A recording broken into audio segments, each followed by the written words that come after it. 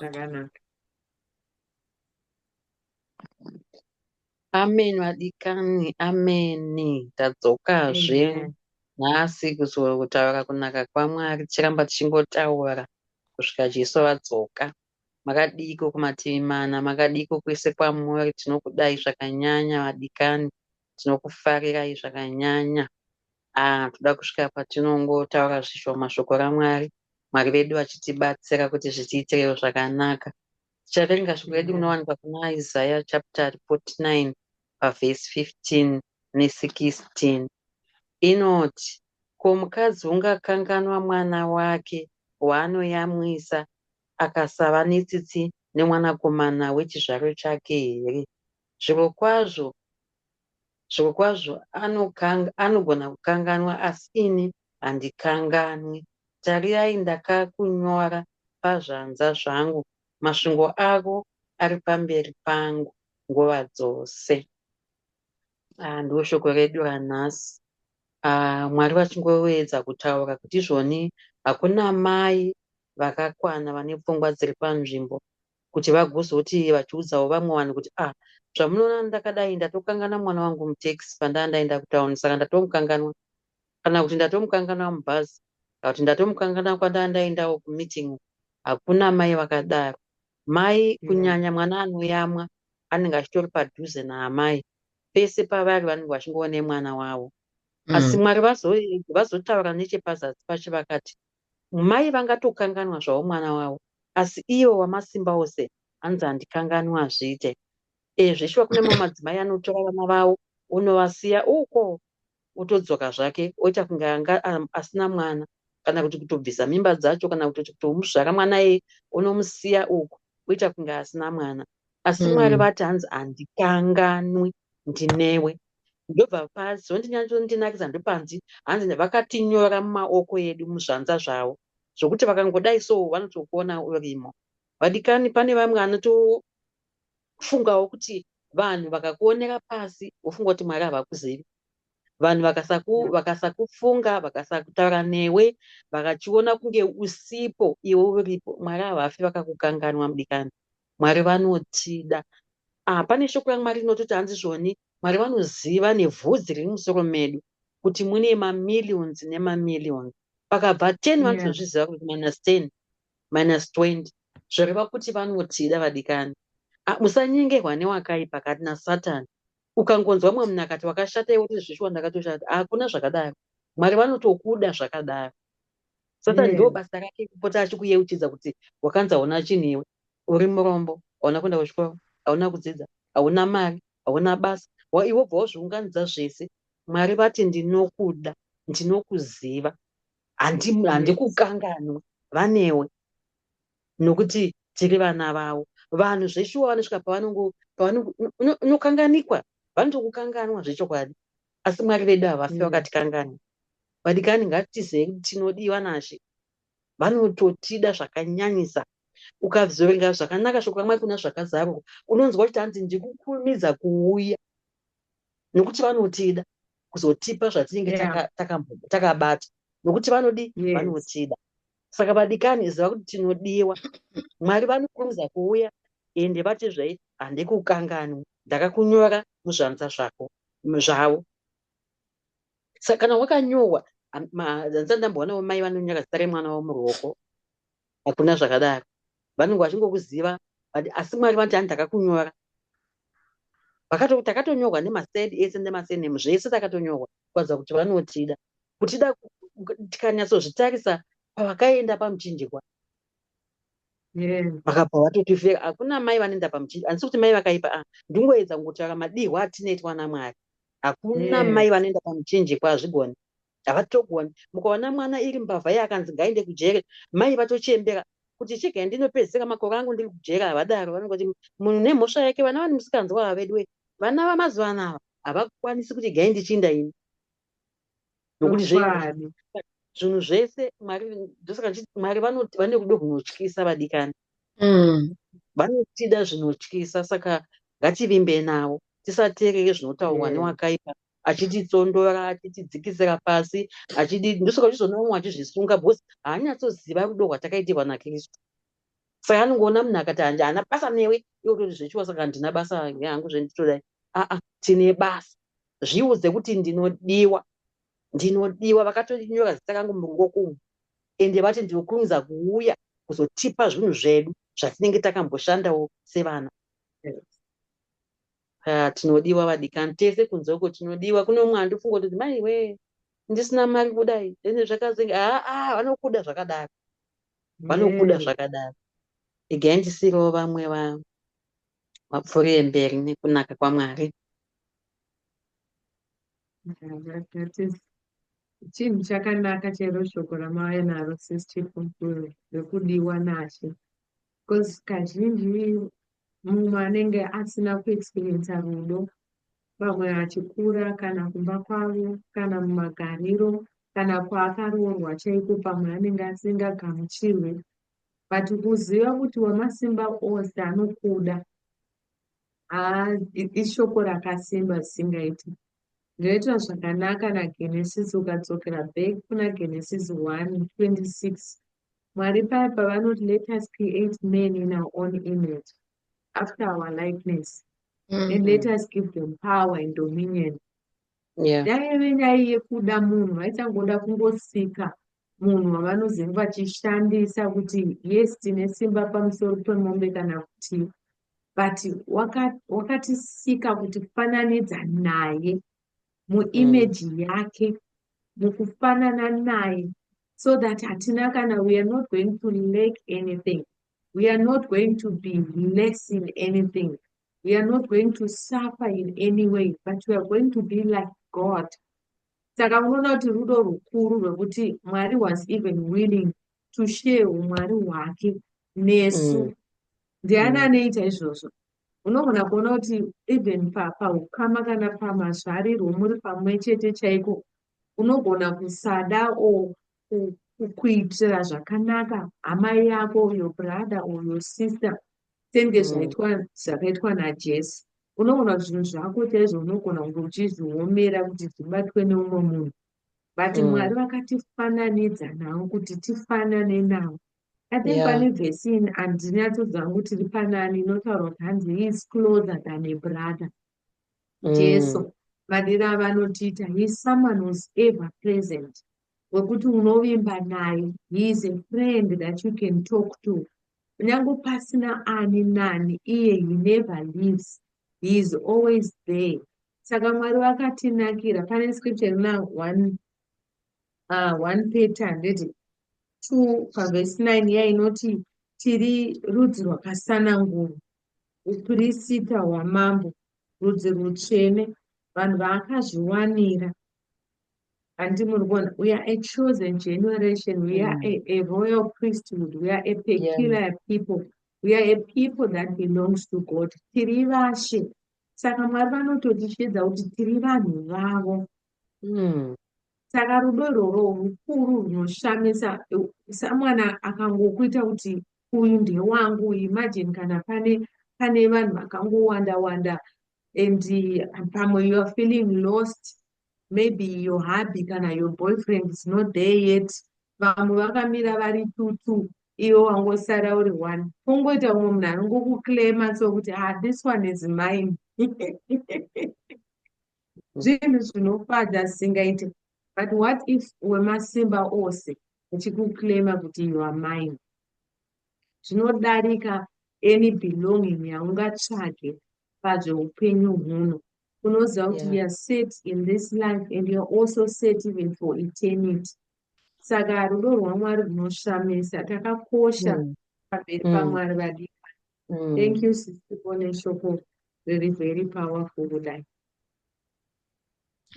Ndambonakidzwa nepataurwa naChenai manje manje kuti zvakangokosha semwe munhu achingoclaima kuti this one is mine. Ndarangaridzwa imwe movie yandakamboona yange iri yamwana wamambo mukomana.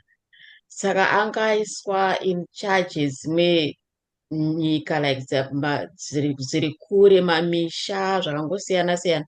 Saka mumwe musi he has to take a tour achitenderera nzvimbo idzodzo dziri kure kure kure nekutauni, like kumajoko chaiko chaiko kusina kana chirungu kana kapisi kechirungu. Saka ari ikoko bhatorwa mwoyo nemumwe mwanasikana wokumamisha, hapana kana chaaitomboziya kana chii. Saka bhatorwa mwoyo nemusikana uyoyo, ndobva arekwesa kumuroora, but vabereki vake vamutanga vachiramba, hama dzitaura zvakawanda wanda, but iye akati ndiye andinoda. Saka akatohaya vanhu vekutrena munhu uya kuti foko inobatwa sei, knife inobatwa sei, kana uchipfeka samambokadzi, kana uri part of the royal family, how do you dress, how do you walk nehigh heels, zvakawanda wanda, even step achiitwa zvakawanda wanda, because she was now part of that kingdom, nekuti aidiwa zvakanyanya naprince iyeyeye. Saka zvinotongondiratidza zvangofanana naMwari, kuti tatovavo zvaitaurwa naSichipoti, vanotida zvakanyanya kwazvo, kuti vakatitora sezvatingori, havana mbopera vati imi mune madziwa, kwati iwewe hauna mbochena, iwe hauna mbodai zvamutaura naSichipoti zvaizve. Vanongoda munhu wese sezvaari. Chero ndogara achipoti munhu upi neupi adhisaidha kuya kuna Mwari, hazvina basa kuti wakambobatei, kana kuti wanga uchibatei, ukanzwa mwoyo wako wakusundirwa kuna Mwari, hazvifaniri kukudzosa kumashure kuti nezvandiri izvozvo Mwari vanondibvuma, Mwari vanondida here, because ndakambodai ndikambodai. Mwari anoti huya sezvauri. Kuna Isaiah 1:18 uri kuti hanzi huyai titaurirane, hanzi kunyange zvivi zvenyu zvatsvuka seropa, hanzi ndinozvichenesa sechando. Ndo rudo rwaMwari rwachitaura naSichipo, kuti rwakakurisa kupfuura rwamai, kupfuura rwababa. Vanoda munhu zvakanyanya, munhu wese anodiwa naMwari. Imagine to the extent yekuti vakasacrifice mwana wavo akafa, vakatarisa achisvipirwa, vakatarisa just kuti vangoti hwina back, kuti tingokwaniswa mavari. Ezvino takutonzwa takukwaniswa mavari, vaisaverengwa vaye takuverengwawo nekuda kwaJesu. Zvaimbotaura naSichipo kuti ukasaverengwa nemunhu hazvina kana basa rosezvo. Kana munhu akasakuona, kana kunonzi kuita sei, akasakuona kuti uripo, kana kuti kusakuacknowledge, that's not important. Kana wakuziva Mwari, wamuna Mwari, shoko raMwari kuti hanzi wakwana nezvinhu zvese, wakwaniswa, watosvika at the final place. Ndo the most important decision one can ever make muupenyu hwemunhu, kupinda muna Jesu, kutenda kuna Jesu, because tatosvika kuna Baba, tasvika kumba, tasvika kumusha. Pane shoko riri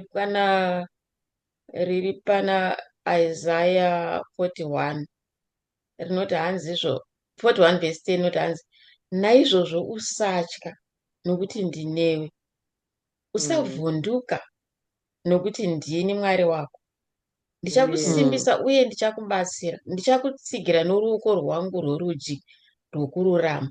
Imagine kutsigira uku hakuna maklasi ekuti munoerezve tikutsigirei, kana kuti munobva kwamurehwa nekuti wekwamurehwa ndiwari kungotsigirwa chete, kana kuti mune mari, mune mota ngani, munodhiraivha yakaita sei kuti kutsigirei. Hanzi vari kutaura chero ani zvake, God is willing to help anybody, chero munhu, hanzi anokutsigira neruoko rwako. Saka amenoti ndiani achazoona vhidhiyo pamwe uri panguva yekushushikana, uchizvitarisira pasi, zvambotaura naSichipo kuti mumwe munhu anozviuraya chaiko, aona sekuti upenyu hwake hauna basa. Hama yangu, unenge watowesta upenyu, ufunge kuzviurayira munhu, kuzviurayira zvepanyika pano zvinopera, zvinoora, zvinoita ngura. It's a waste of time. Wadi hako wamhanya muna Jesu anokuda nemwoyo wese, akapira upenyu hwako kuti iwewe ugokwana mavari. Ende zvanambotaura, kana paine panze achazoona vhidhiyo, kana usati watende, usingazive Mwari, usambogunun'una kuya kuna Jesu uchitya kuti nezvandakaita handifungo ndinogamuchirika. Mwari vakatokumirira so. Ende paunongodhisaidha kuti Mwari ndakutouya kwamuri, ndadhisaidha kupa upenyu hwangu kwamuri. Mwari vanopembera sei, vanofara sei. Zvakatonyorwa mubhaibheri, mufunge hama dzangu, kuti hanzi Mwari ngirozi dzinopembera nekutendeuka kwemunhu one chaiye chaiye. Yeah. Imagine Yeah. ukatendeuka more than one. Saka kutendeuka kwako kwakatomirirwa naMwari mudikani. Ukazoona vhidhiyo usati watendeuka, wakamirirwa naMwari. Hazvina basa kuti wanga uri mumadhaka anengei, hazvina basa kuti wanga uri mundove yemombe kana pai. Mwari vakakumirira, ende vanokumbundira, vanokufarira, vanokugamuchira, Yes. vanokumbundira, vagokupa hembe nyowani dzekupfeka, vagokupa zita nyowani, vagokupa upenyu hunyowani, maonero manyowani, matarisiro manyowani, madiro yamwe manyowani.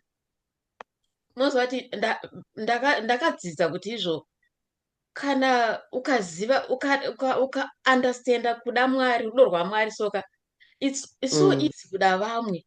Kungoda vamwe vanhu vese doesn't matter kuti vanei kana ndanani, because you understand the love of God. Vanhu vanovenga vaya handiti vanosarudza vaya, because havasati vanzwisisa rudo rwaMwari, havasati vanzwisisa umwari, kunaka kwaMwari. So because Mwari vanombundira, vanogamuchira munhu wese anonhuhwa chanti, uya mwanangu, womumbundira, womugezesa, womupa zvakanaka zvokupfeka, womupa zvokudya. Saka vadikani, Mwari vanotida zvakanyanya. Musatombotyira kure zvenyu, musanyeperwe nevamwe vanhu kuti hanzi nama takambozviedza zvikaramba.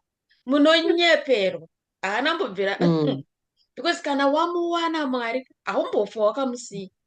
Saka iye anonyepa achiti hanzi takambozviedza zvekuchechi, hapana chaakamboedza. Haana kubvira akatombosangana naye Mwari wacho. Akapa Mwari angovisa gumbo rake imomo, angonotenderera bhaadzokera kwaaidzokera. Plus aisatsvaga Mwari, I guess, because shoko raMwari rinotaura kuti hanzi wese anonditsvaga anondiwana. Zvakatonyorwa kuna Jeremiah 29 verse 13, I think, kuti anotsvaga Mwari anomuwana. Ende kana wamuwana haudzokere kumashure, haudzokere. Kudzokera kuya tinee tisati tamuwana, ndokuti ndochokwadi ichochocho. Because kana tamuwana anotimisa ipapapo. Anototaura kuna Isaiah 43 kuti hanzi kunyange ukafamba nemumoto munopisa sei, ukafamba nemunzizi mumvura munonge dzichakunyudza, hanzi ndinewe. Saka which means hapana kwaunoenda. Funga kuti kana uri kufamba mumoto uzviziva kuti vakuru vaneni, unoenda kupi, kunoitei, kune mumwe ani anozoku. Saka vadikani, Mwari vanokuda iwe wakatarisa iwe. Toda kutenda Mwari vadikani. Shoko mangu rinzwa vanhu vashi. Mwari vanotida zvakanyanya, havambotikanganwi. Asi ndione vataura pandinakidza kuti hanzi vakati ndakakutsigira, havana kukutsigira neleft asi neright hand side. Zvireva kuti tiri mavari, tiri vana vavo, vanotida zvakanyanya. Hazvinei kuti wakaita zvivi zvakadini, kungouya kuna She watova chisikwa chitsva, zvakare zvapfuura. Toda kutenda Mwari nenguva yatava tiinayo. Vadikani, tinokudai zvakanyanya. Inzwai kuitirwa zvakanaka pamusana vhidhiyo inoi. Mwari vakuropafadzei, vakuchengetedzei, vakurwirei. Muchazitonga mazai kana tichitapedza. Tinokutendai Baba vedu manherano muzita raJesu.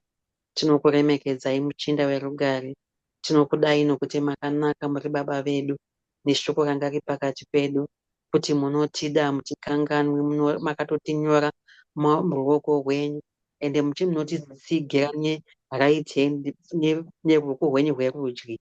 Mwari, ndinokutendai nokuti makanaka, hamuna wamunovenga, munotida tese. Mwari wamasimba ose, sezvamakatipa mwanakomana wenyu akatiendera pamuchinjikwa kufira matadzo edu. Tinokutendai manherano, maita henyu navese vachazonzwa shoko renyu vaitirwe zvakanaka. Maita henyu manherano muzita raJesu vangu vanoshamisa. Amen. Tinokuonai svondo rinouya vadikani, muve nesvondo rakanaka. Bye bye.